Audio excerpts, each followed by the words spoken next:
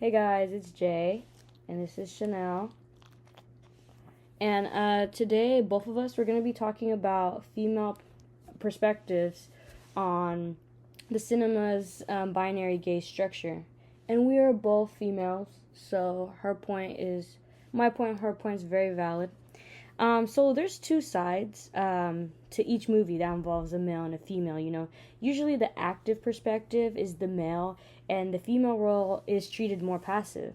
I mean, overall, women and people who perceive to be women are looked at as an object for the male gaze.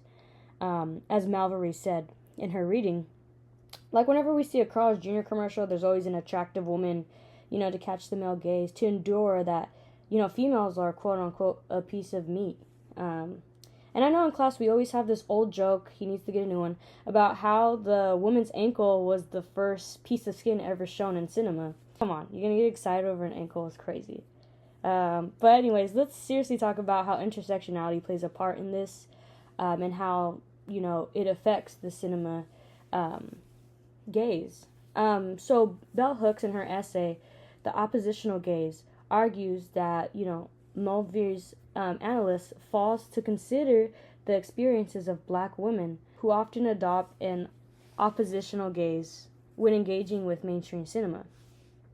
And Hook also explains that black women resist identification with the white woman figures that dominate film narratives, finding new ways to interpret and critique these images. A really good example that we see is Tyler Perry movies.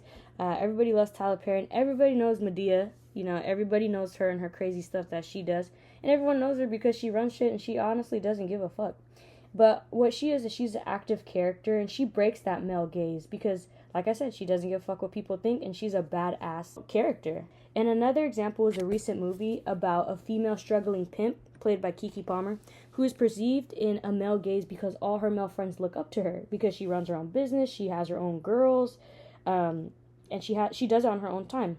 And I love this movie due to the fact that she is a girl pimp.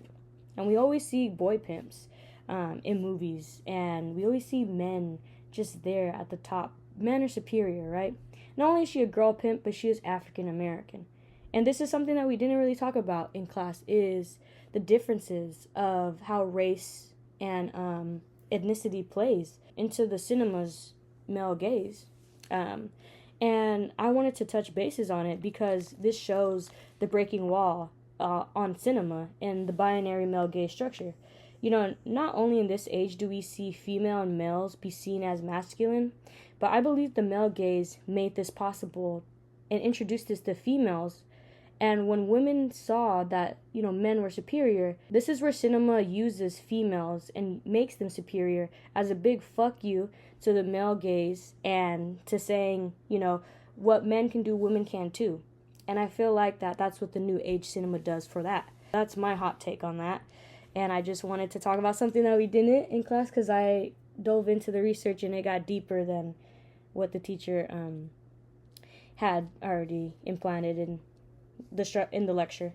But that's me. Chanel said a lot. She agreed on everything. So, catch y'all later.